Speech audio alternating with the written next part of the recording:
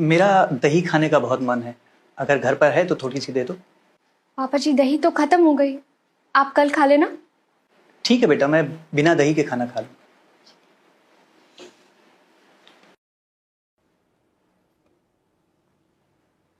अंशुल बेटा, आज तुम इतनी जल्दी घर पर? तुम्हारी तबीयत तो ठीक है? जी पापा, मेरी तबीयत बिल्कुल ठीक है।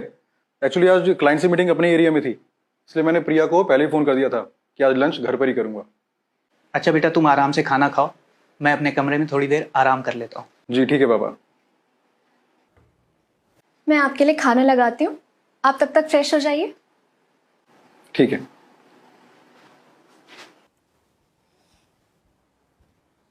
ये लीजिए।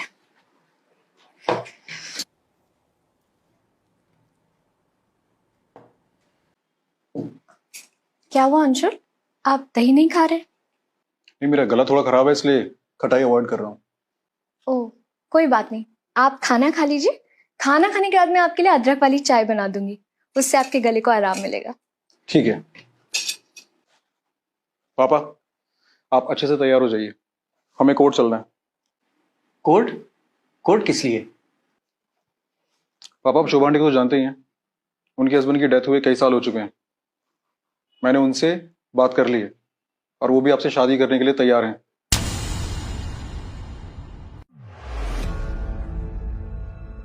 इसीलिए हमें कोर्ट जाना है।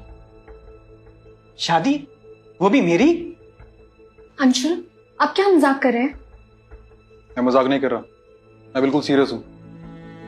आज ही पापा की शादी है। अंशुल आपका दिमाग तो ठीक है ना? पापा इस उम्र में शादी करेंगे? उनकी नाते पोते खिलाने की उम्र है, ना कि शादी करने की। बेटा, अगर मुझे शादी ही करनी होती तो मैं तब करता जब तुम्हारी माँ हम दोनों को इस दुनिया में अकेला छोड़कर चली गई थी। उस समय तुम 3 साल के थे और शायद तुम्हें भी माँ की जरूरत थी। लेकिन बेटा, मुझे यही डर था कि जो तुम्हारी माँ बनकर इस घर में आएगी वो तुम्हें माँ का प्यार दे भी पाएगी या नहीं। जब मैंने उस वक्त शादी नहीं की तो अब क्यों करूंगा? पापा, मुझे पता है कि आपने मुझे किन हालातों में पाला है। बुआ जी सब बताती थी कि कैसे आप पर दूसरी शादी करने का प्रेशर पड़ता था, लेकिन आपने दूसरी शादी नहीं की। आपने खुद मुझे खाना बना के खिलाया, मुझे पढ़ाया लिखाया और अपना बिजनेस मुझे संभालने के लिए दिया। और मेरी शादी प्रिया से करवाई ताकि वो इस घर का अच्छे से ख्याल रख सके। सही कहा बेटा तुम, और सब कुछ अच्छे से चल तो रहा है। अब फिर ये अचानक मेरी शादी की बात कहां से आ गई? हाँ अंशुल, आखिर हो क्या गया है? मैं इन्हें अपने पापा जी जैसा मान सम्मान देती हूँ।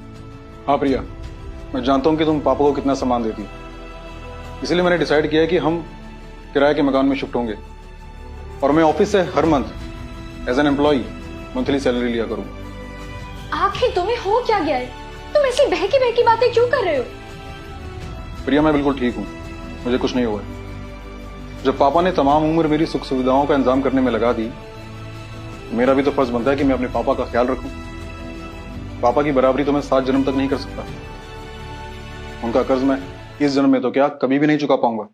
प्रिया, अच्छा बेटा होने का फर्ज मैं अच्छे से निभा पाऊंगा या नहीं ये तो मुझे पता नहीं, लेकिन मैं अपने पापा के लिए इतना तो कर सकता हूं कि उनके लिए एक कटोरी दही का इंतजाम